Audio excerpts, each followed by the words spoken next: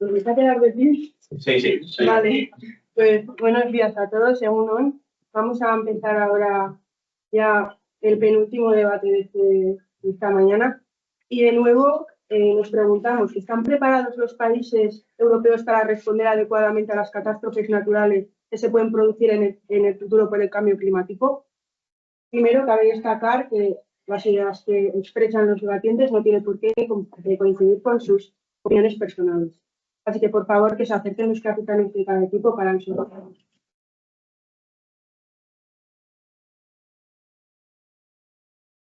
Vale, entonces, a favor de Castilla-La Mancha y en contra de Murcia.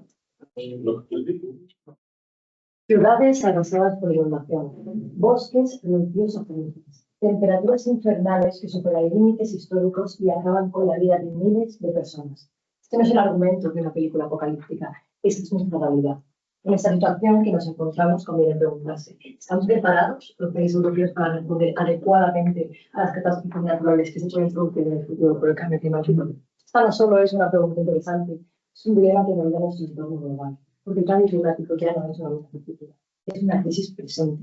Cada año las imágenes se repiten, las riadas engullen ciudades enteras, los bosques terminan con miles de hectáreas y las olas de calor son cada vez más extremas. Fenómenos que antes nos parecían excepcionales y se han convertido en patrones cada vez más destructivos.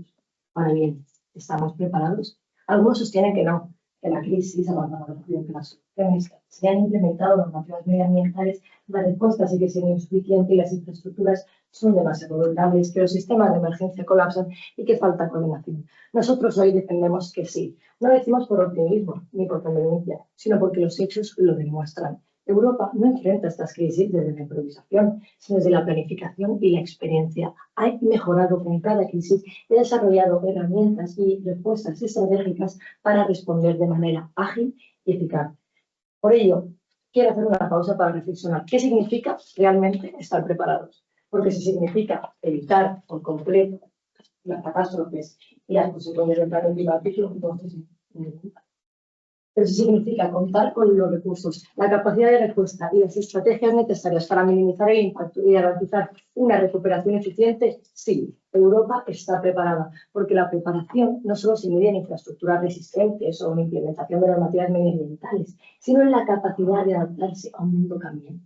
Europa ha demostrado esta capacidad en múltiples ocasiones, desde la creación de sistemas de alerta temprana hasta los sistemas de inundaciones o prevención de incendios, como ha ocurrido en los últimos años con países como Grecia, España o Portugal. Europa no es pasiva ante el cambio climático, Europa está actuando. No es casualidad que algunos de los países mejor valorados en gestión se encuentren en Europa.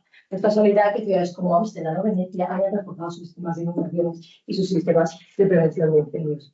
Por ello, lo que quiero decir es que a esto debemos sumarle también el compromiso con la Unión Europea y la transición energética, reduciendo la dependencia de combustibles fósiles y fomentando el uso de energías renovables. Cada euro inversión en sostenibilidad es una apuesta por un futuro más seguro y resiliente. Esto no solo afecta al cambio climático, esto nos afecta a todos. Por ello, quiero hablar sobre todo que la preparación no se limita a los gobiernos, sino que los ciudadanos europeos estamos cada vez más preparados y concienciados para actuar cuando hay un desastre. No basta con reaccionar, tenemos que anticiparnos a los desastres, adelantarnos a ellos. A través de campañas de educación y simulacros hemos conseguido fomentar una cultura de la prevención que busca reaccionar. Por ello, una sociedad informada se convierte en una sociedad más segura. Esto no es un debate sobre lo que debería hacerse, sino sobre lo que ya se está haciendo. Europa ha tomado medidas, Europa ha desarrollado estrategias, Europa ha avanzado. Con ello, mi equipo en representación de Castilla-La Mancha, Lex Veritas, mostrará cada uno de los argumentos que sostienen y respaldan nuestra postura y mostraremos cómo Europa ha aprendido de cada crisis, ha conseguido mejorar sistemas de respuesta y ha conseguido avanzar. Por ello, queremos explicar que simplemente Europa está preparada para responder cada una de las catástrofes naturales que se producen en el futuro. Con todo ello, quiero afirmar que la preparación no es un punto de llegada. Esto es un proceso en constante evolución que nos atañe a todos y nos incumbe a todos. Por ello, hoy aquí afirmamos que Europa sí está preparada. Muchas gracias. Grandes debates a Pablo.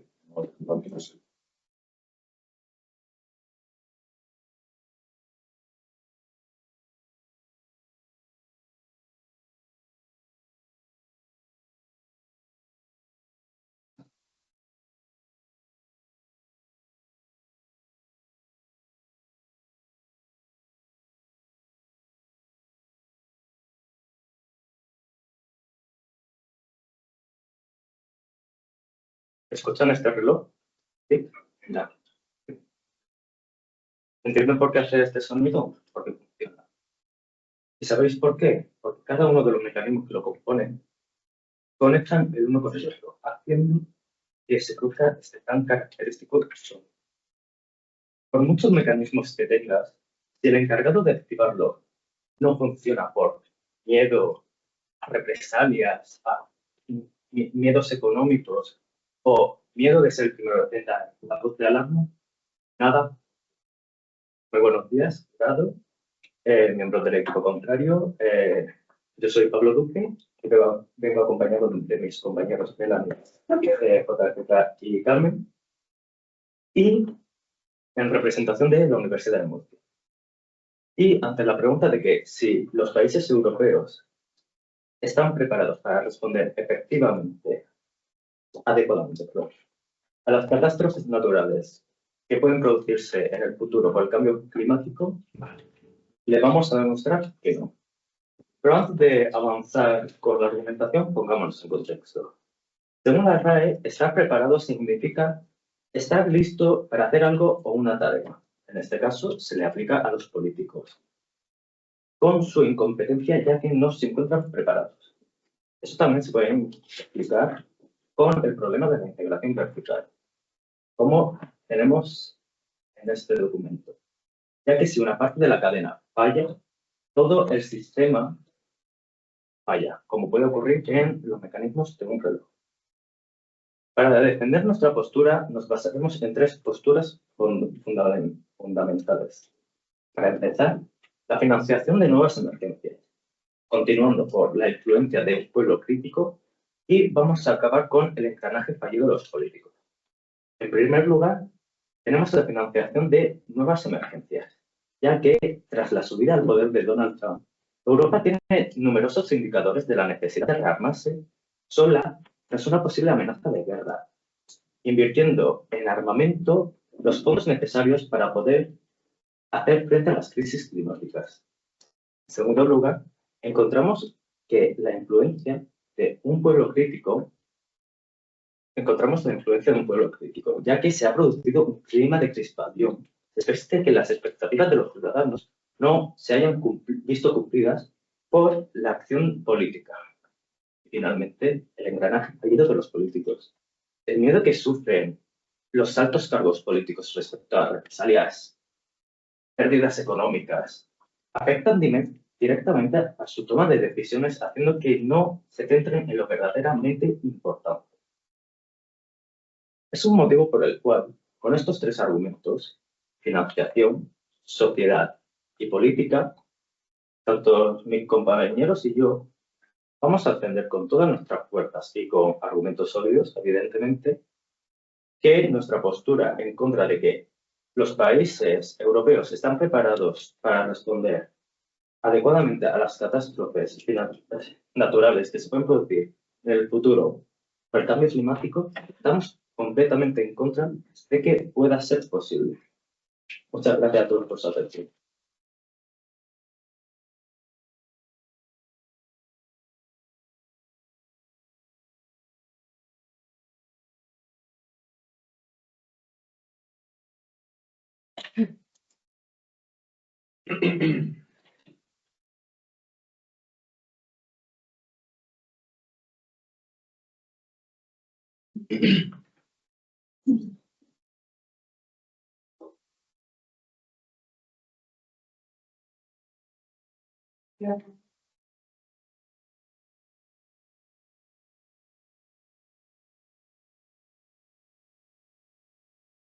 Damas y caballeros, hoy nos encontramos ante una cuestión fundamental.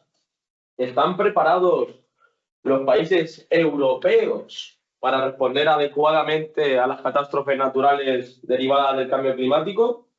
La respuesta, desde una perspectiva técnica, desde una perspectiva económica, desde una perspectiva ética, es que sí. Hoy ustedes han traído a colación el ejemplo de un reloj, pero yo les voy a intentar demostrar, seguramente lo haremos todo mi equipo, que el reloj europeo va a conectar, que las manecillas y los engranajes, las horas, los minutos y los segundos van a funcionar. ¿Cómo? Primero de todo, a través de la prevención. Europa cuenta con infraestructuras avanzadas y planes de emergencia bien estructurados para combatir las diferentes contingencias que puedan aparecer.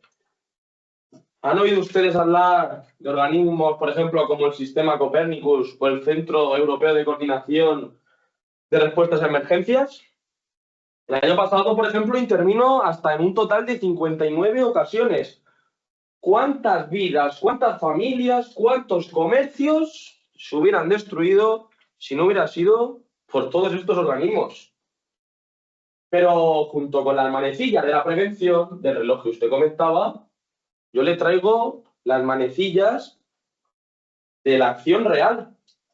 Si les traigo el argumento de la burocracia, del papel, no me quedo solo ahí, me quedo también en la acción directa que los países europeos han llevado a cabo. Hablemos, por ejemplo, de Holanda. Holanda, en 1950, sufrió una de las mayores inundaciones, una de las mayores riadas de la historia. Más de 2.500 personas fallecidas. 2.500. ¿Y qué hizo la sociedad neerlandesa? Ponerse manos a la obra y a través de toda una construcción de compuertas, esclusas, diques y barreras, reforzar todas sus estructuras de cara a evitar la subida del nivel del mar. Dígame, compañero. ¿Cómo justificar que realmente no existe un problema de integración vertical cuando teníamos justamente la tecnología que usted ha dicho en Valencia y no sirvió para nada? Bueno, es que usted, bajo mi punto de vista, cae en una falacia de falsa generalización. Que en ese ejemplo, las cosas, la gestión, la respuesta pudiese ser no la más adecuada posible, no quiere decir que debamos dejar de lado todos aquellos casos en los que haya habido un completo éxito. Y es que le voy a decir más. ¿Y cuántas vidas hubiesen perdido más si no llegase por esos sistemas de detención, por ejemplo? Pero junto con la detección y junto con la acción debe haber un cimiento económico, debe haber una respuesta económica que financie todas estas cuestiones y todas estas respuestas. En Europa, ya que ustedes han querido atraer a colación una vez más el tema del tiempo, se destinan más de 127.000 euros al minuto. El Fondo de Solidaridad Europeo, el Fondo de Solidaridad de la Unión Europea ha ayudado solo en el periodo 2021-2022 a 24 países por un valor de 500 millones de euros. España ha acudido a este mecanismo hasta en 6 ocasiones, 7 si contamos la de La Gana. Pero si queremos hablar de otras cuestiones, como podría ser, por ejemplo, las sequías, les hemos hablado, por ejemplo, de las inundaciones, pero también les podemos hablar de las sequías. Europa ha actuado de manera eficaz. Hablemos, por ejemplo, del programa LIFE, o las plantas también de la desalinización que hay en Torrevieja. Hablemos del programa LIFE y de cómo pues, todos los mecanismos europeos, todos los ingenieros europeos se han puesto de acuerdo para traer aquí pues, plantas, cultivos, que puedan defenderse perfectamente de las sequías. Pero es que también contamos con planes de calor extremo. En Francia, después del año 2003, decidimos pues reducir esa mortalidad, esas decenas, esos cientos de muertes que habían ocurrido a través del asfalto en frío, por ejemplo. También se han llevado a cabo planes como el Plan Oasis, que ha traído pues vegetación a los diferentes núcleos urbanos con tal de reducir las temperaturas que asolan nuestros países. Por tanto, y por todas estas razones, queremos afirmar tajantemente que Europa se ha posicionado como líder de la lucha contra el cambio climático, y que asegurando una respuesta coordinada y eficaz, podemos asegurar que los países europeos están más que preparados para enfrentar los desafíos climáticos del futuro con la eficacia y la responsabilidad necesaria. Muchas gracias.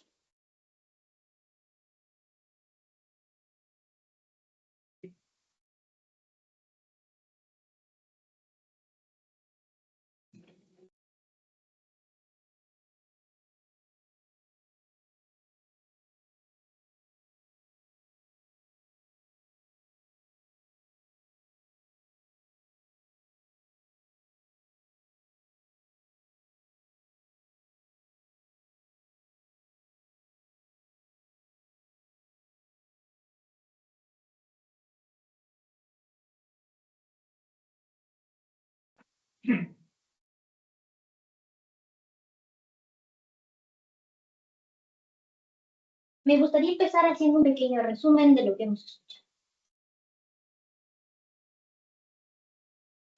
Si bien es cierto, en este nuevo panorama global tenemos tres elementos clave: el material, el humano y el gobierno, porque son fundamentales como un mecanismo de reloj, pues nuestra parte a favor nos ha traído y nos ha explicado maravillosamente que existen planes de contingencia y en efecto. Sin embargo, ¿qué sucede esto frente a la nueva realidad? ¿Qué sucede cuando el proyecto Copérnico, cuando han mencionado el proyecto LIFE, se ven afectados económicamente? ¿Van a poder seguirse dando pie? ¿Va a poder seguir manteniendo el reloj los mecanismos? Pues bien, yo les traigo estos tres argumentos para que puedan entender mejor esta situación. El primero de ellos, que ha empezado mi compañero Pablo mencionándoles, es la financiación a nuevas emergencias, un recurso material indispensable para el desarrollo de todos estos buenos proyectos que nos han mencionado. Les explicaré los hechos y les explicaré la realidad.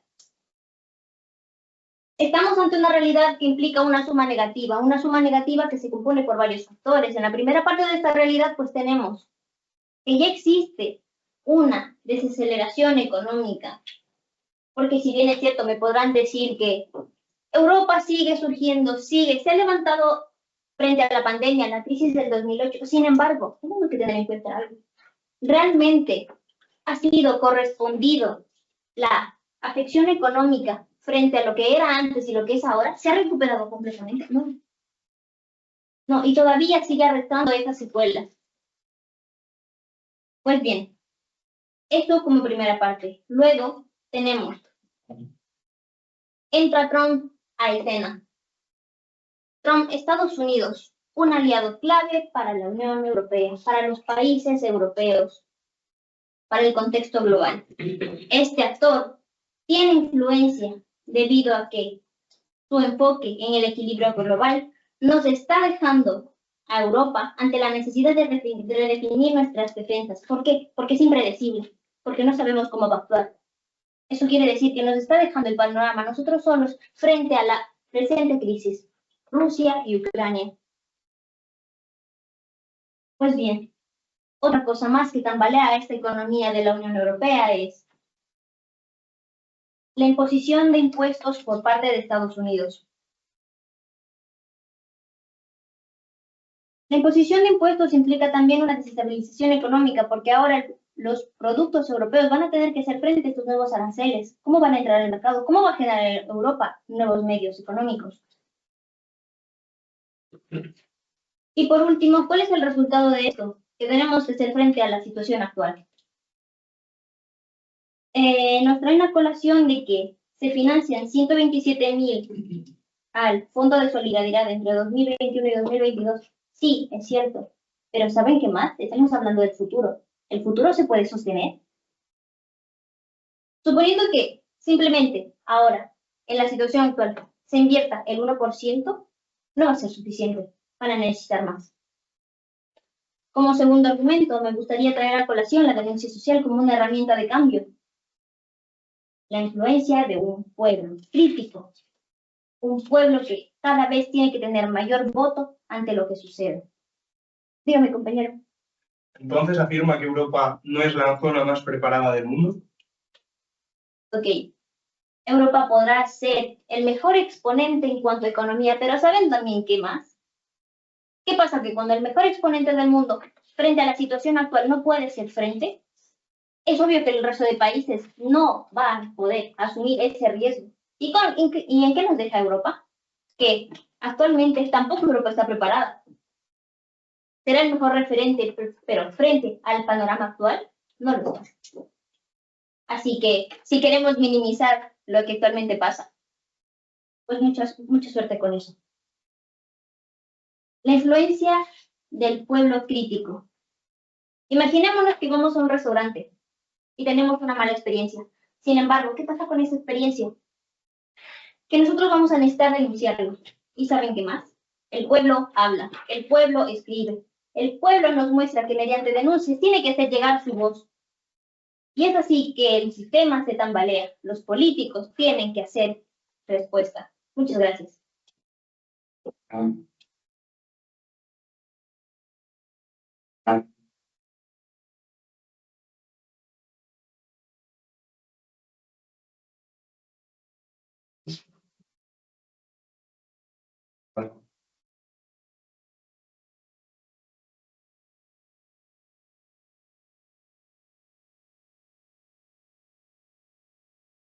Me gustaría comenzar con una imagen.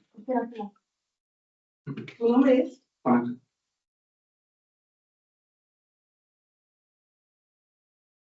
Me gustaría comenzar con una imagen. Querido jurado, queridos compañeros, aquí podemos ver el desastre que la Dana sufrió en Valencia. Aquí podemos ver a un hombre devastado por todas sus pérdidas. ¿Cómo va a poder mi equipo defender que Europa sí está preparada si nuestro propio país no podemos actuar? Pues bien, no es España, es Estados Unidos. En 2020, el huracán Katrina arrasó Estados Unidos, la primera potencia mundial. Si ni siquiera la primera potencia mundial económica, que cuenta con recursos más que ilimitados, puede hacer frente a estos desastres, ¿cómo va a poder la Unión Europea? Pues la Unión Europea sí puede. Mi compañero Álvaro le lanzó una pregunta antes. ¿Entonces usted afirma que Europa no es la zona más preparada del mundo? A lo cual, tengo que reconocerlo. Muchas gracias por darnos la razón. Europa es un referente. Por supuesto que es un referente. Algo que también añade. No puede hacer frente realmente ni puede actuar. Bueno, ¿qué me diría si yo les dijese?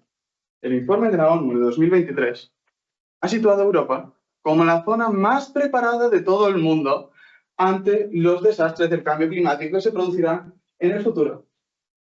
Lo pueden ver.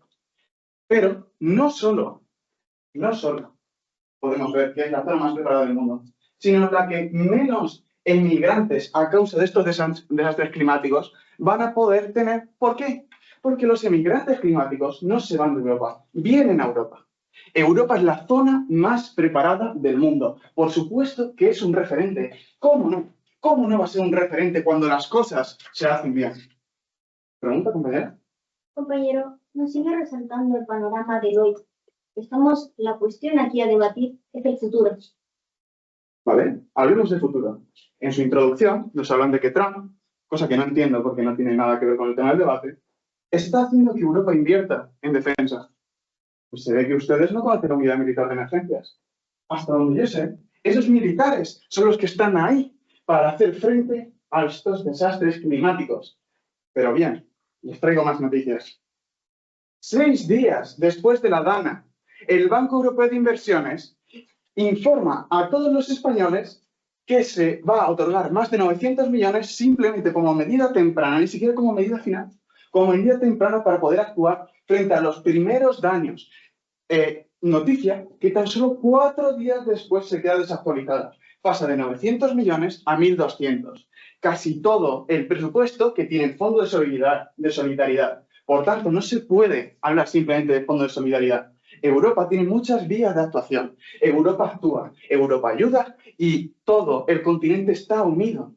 Incluso si me hablasen de que los dispositivos españoles no podían actuar en medida temprana. ¿Qué tiene Europa que no tiene el resto del mundo?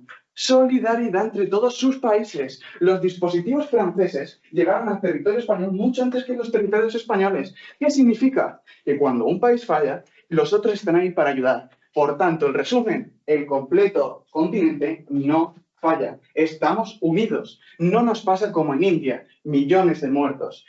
En China, millones de muertos. Estados Unidos, millones de muertos. No se trata de ser la primera potencia mundial económica. Se trata de que Europa es la primera potencia mundial en precaución y en acción. Además, ustedes hablan de material, argumento humano, argumento de gobierno. Pues yo les digo una cosa. En relación al argumento de gobierno, en relación al argumento material, creo que sus fuentes están desactualizadas. Porque se ha publicado el proyecto Multiclima de la Unión Europea hace ya una serie de años. ¿Qué propone este proyecto? Se ha aplicado el llamado asfalto en frío, que se ha puesto a prueba justamente en nuestro país, en la región de Murcia. ha conseguido reducir el impacto de las olas de calor en 2 grados en el ambiente, en 12 grados en el propio temperatura del asfalto y en 7 grados la temperatura del tendido eléctrico, lo cual hace que se mejore la calidad de vida tan solo en Europa, según la ONU, en 77 millones de personas. ¿Por qué? Porque esa reducción de 2 grados centígrados, si se aplicase al resto del mundo, implicaría la mejora en calidad de vida de 2.300 millones de personas. ¿Por qué no se aplica en el resto del mundo? Porque Europa va por delante. Europa actúa. Europa no se habla de futuro porque ya se está haciendo. Muchas gracias.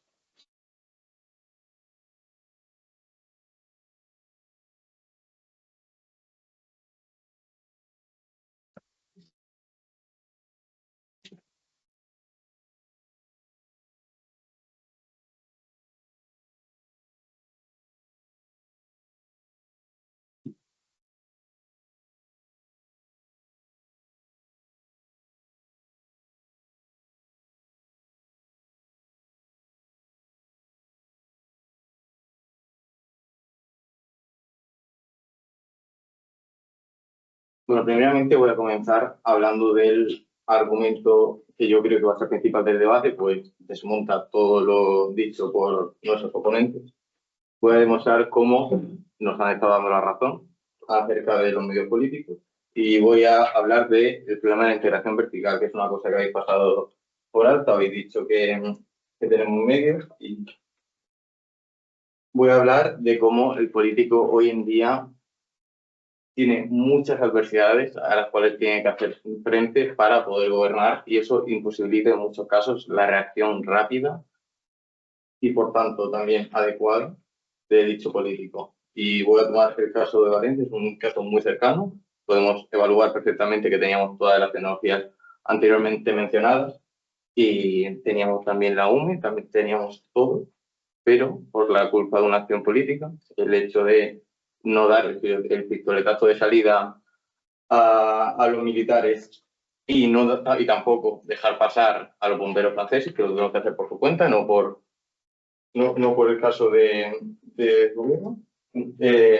Ahora os voy a hablar de las adversidades que enfrenta un político. Primero y más importante, la desinformación, que es un catalizador del miedo y que junto a las redes sociales se hace un arma tremenda para el desprestigio de cualquier gobierno y, por tanto, también genera un malestar dentro de dicho gobierno, lo que genera una desestabilización del mismo. Otro punto principal, y es un componente de todas las democracias, esto no se salva en ningún país de Europa, es justamente el incentivo de buscar resultados visibles y no castillos en el aire, como puede ser el proyecto Copérnicus, que puede ayudar muchísimo, y eso no lo niego. Pero es que la cosa es que el político lo que busca son cosas reales, no busca un seguro contra inundaciones, no busca tal, busca que el ciudadano promedio note el cambio en su vida. Y en casos como un dique o otras medidas que pueden favorecer a los ciudadanos, y realmente lo notarán si pasa alguna catástrofe natural, pero realmente lo que prima un político no es si pasa una catástrofe natural, porque es altamente improbable, aunque cada vez está siendo más. Después voy a hablar de un punto muy importante, y es que el alarmismo está plenamente penalizado. Es una cosa que afecta tanto a nuestro tejido empresarial como a nuestro tejido. Y cómo el alarmismo afecta a un político. Primero, resiente la economía. ¿Qué conlleva el que resiente la economía? Un malestar general de la población. Después, la desconfianza. Un punto principal. Una de las cosas principales que tiene un gobierno es la lealtad y el respeto a dicho gobierno. Cuando tú te pasas tu legislatura diciendo cuidado, alerta roja, alerta naranja, y nunca pasa nada, tu gobierno se lleva un desprestigio. Y os podéis reír, pero durante la pandemia, por ejemplo, un caso también bastante cercano, se despidieron a numerosas personas de organismos públicos precisamente por acusados de alarmistas.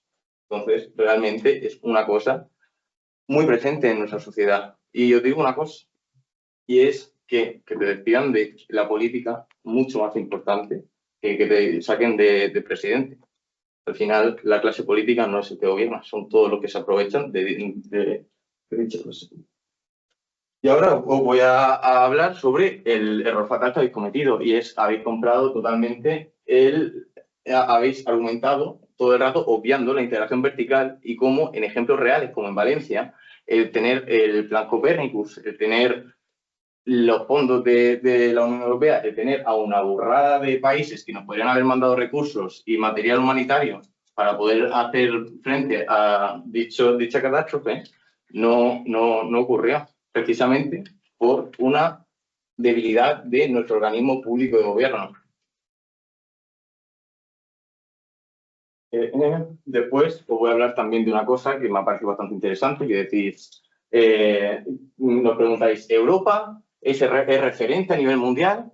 Puede ser referente o no, pero realmente si el mundo entero no está ocupándose de temas tan importantes como las catástrofes naturales, el ser el tuerto en un mundo de ciegos de poco sirve.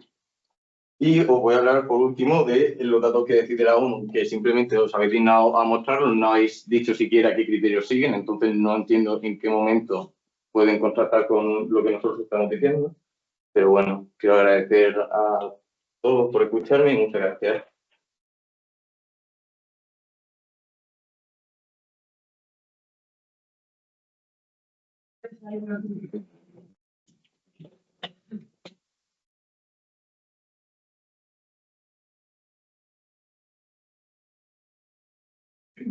Buenos días, soy Gabriela Moreno, la consultora del equipo En Contra, y voy a intentar recapitular todo lo que ha pasado en el debate para así tener una idea más general. Para empezar, nuestro equipo está claramente en contra de que, aunque hayan recursos, no se va a poder llevar a responder de forma adecuada debido a los políticos. Porque, como nos ha dicho a favor, sí, tenemos las estrategias, pero es que da igual las estrategias se sigan si el político, que es el que tiene que dar la voz, el que tiene que empezar el mecanismo, no va a funcionar. Por eso el símil del reloj. Porque sí, tenemos todos los engranajes, pero da igual lo bien conectado que estén entre ellos, si hay uno que falla, ya falla el reloj entero. Vale, desde nuestra R1 nos ha traído el contexto en el que está Europa, en el que han habido problemas con la economía, debido sobre todo a Donald Trump, el rearme que se está produciendo y cómo se está destinando los fondos que se podrían destinar para esto, para rearmarse por caso de prevención de una guerra. Y dice, sí, nos dicen, sí, ya tenemos los argumentos, las estrategias, pero es que no sabemos si se van a seguir manteniendo, porque el dinero que se está invirtiendo ahora, probablemente si empieza una guerra, que es un caso a futuro, no estamos diciendo que ahora no funcione, estamos diciendo que a futuro puede no funcionar, porque el caso de una guerra está cada vez más claro. Entonces, si hay una guerra, ese dinero que se está utilizando no se va a enfocar tanto en eso, se va a enfocar en la supervivencia de más personas en la guerra. También nos trae el segundo argumento, donde nos explica que, con el ejemplo del restaurante, que la sociedad cuando más se queja, cuanto más habla, es cuando peor están las cosas. Eso es lo que está pasando. Y une directamente con el caso del político, ya que el político obviamente está fallando. Es algo que es inevitable. Se ve en el caso de La Habana, porque como han dicho, teníamos todas las estrategias y aunque hemos formado parte de uno, no me he quedado con el nombre justo de la estrategia que han utilizado, que dicen que formó parte España, aún así fallamos, aún así murió gente y aún así no se pudo prevenir, porque las alertas saltaron tarde. Les da igual que el político, que todo esté bien, si el político no va. Y eso hace que al final el reloj no vaya, porque al final el político hace todo. Si no lo hace. Entonces, ¿os acordáis antes de lo que ha dicho mi compañero Pablo del reloj? Ese tic-tac, tic-tac, que todos reconocemos tanto, a lo mejor nunca ha sonado, a lo mejor no estamos preparados y a lo mejor el tic-tac, tic, es solamente un producto de nuestra imaginación. Muchas gracias.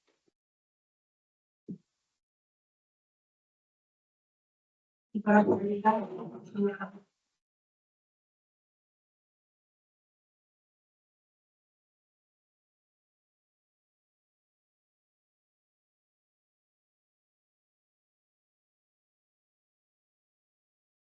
Han tenido ustedes 17 minutos 17 minutos para convencernos de que Europa no está preparada. Y lo único que he oído es hablar de políticos. Solo han hablado de políticos, lo cual demuestra un desconocimiento claro de los conceptos.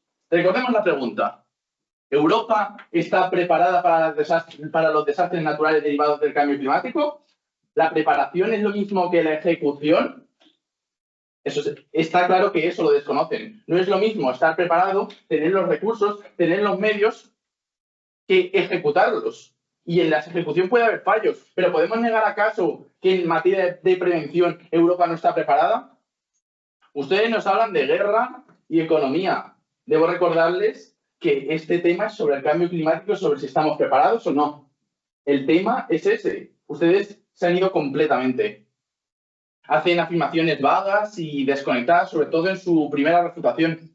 Se pierden en el mundo de las ideas de Platón. Nosotros hablamos con los hechos y son demoledores. Mi introductor ha preguntado, ¿qué es preparación? Porque si no nos hacemos esa pregunta, el debate está completamente vacío. Claro, ustedes dicen que mueren personas, que nosotros lamentamos también. Y nosotros decimos todos los medios que hay, pero si no definimos lo que es preparación, entonces el debate se queda vacío.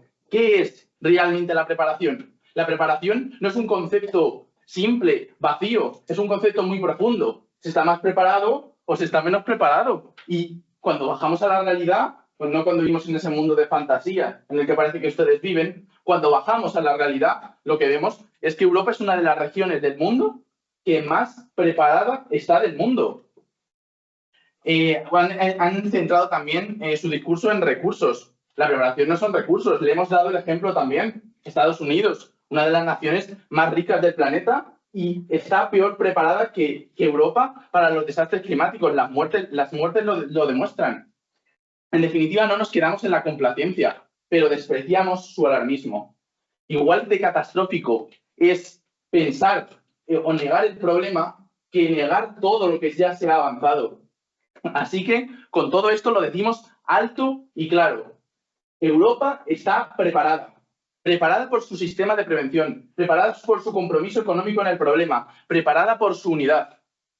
Porque este no es un debate sobre lo que se debiera hacerse, es un debate sobre lo que ya se está haciendo. Con todo esto, Europa no solo voy a decir que está preparada, sino que Europa lidera. Muchas gracias.